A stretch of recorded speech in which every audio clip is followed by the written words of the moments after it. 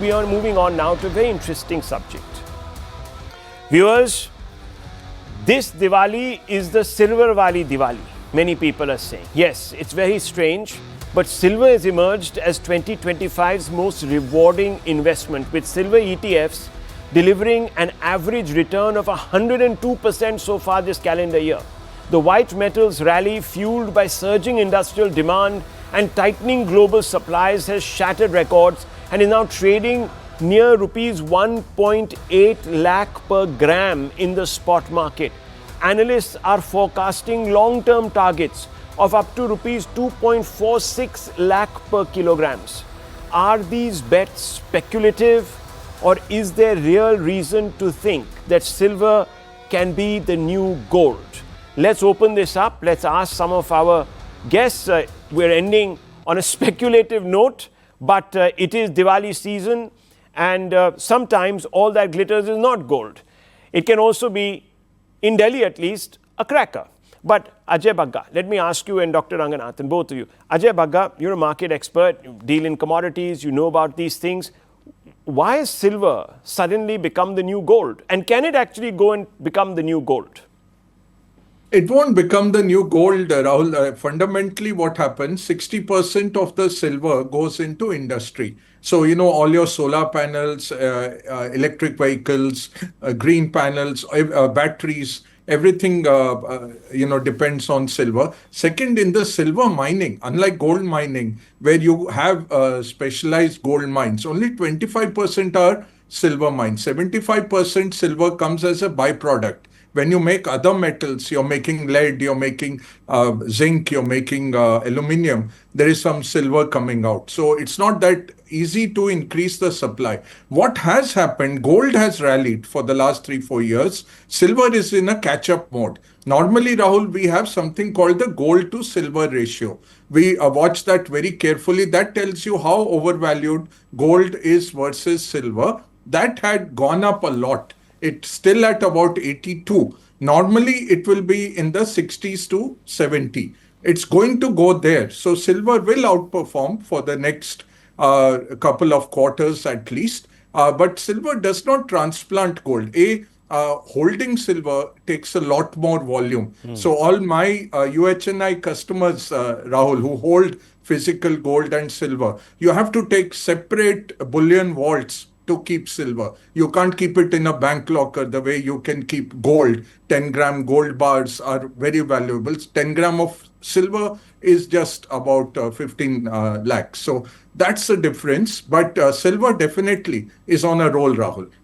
Silver is on a roll. So if you were an investor and you were given a choice when you're diversifying your portfolio, as it happens, I'm trying to do the same. I've been told that mutual funds perhaps not exactly the only place you should be putting your meager savings. So I've decided to buy a couple of gold bonds. Now I'm wondering if I've done the right thing. Maybe I should have bought silver bonds.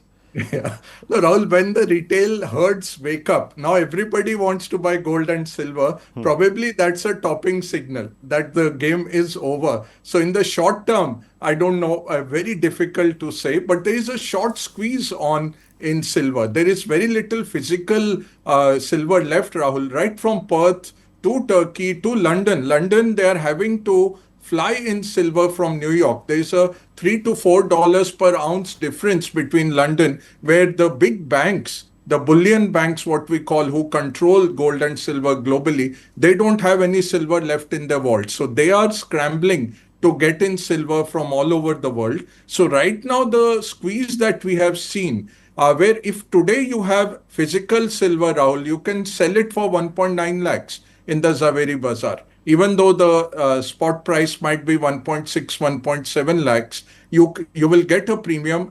Some days earlier in this week, Rahul, it was selling for 2 lakh rupees, right, because there is no physical silver.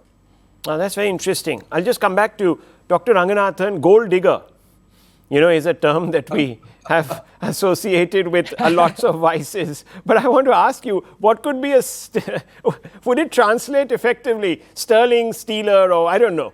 But it's an interesting one. It's an interesting swap. Didn't see that happening. Another term comes to mind when we talk of Indian politics, silver spoon. No, but remember when just the other day, off the record, you were telling me about buying a 20 lakh gold necklace this Dhanteras. And I told you, Well, I wish. no, I just thought I'm waiting I for just thought I a. slipped it. I'm waiting for a sugar daddy if we are on commodities. No, no, but I think of course, like Ajay ji is a market expert. I speak as a layman out here, but commonsensical couple of things. Number one, the fact is that yes, silver is gaining a lot of ground, and there are, if you were to talk to Nilesh ji, for example, that Ajay ji knows very well, who Ajay ji knows very well, a lot of mutual funds have started gold and silver inclusion in their portfolio. So it's already begun. That wasn't the case 2 years ago. But be that as it may, gold is still 100 times costlier, than silver. But I think as a layman, there are a couple of things that affect the price of these precious metals.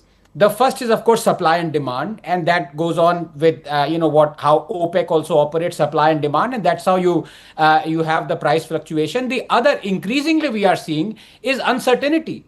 And that is being brought about by Trump and also the current physical situation of debt in America. So the reason many are saying, speculating about the increase in gold prices, quote unquote, astronomically, is directly related to what Trump is doing, his tariffs, and also the 38, 40 trillion odd debt that America is facing right now. For how long will this continue?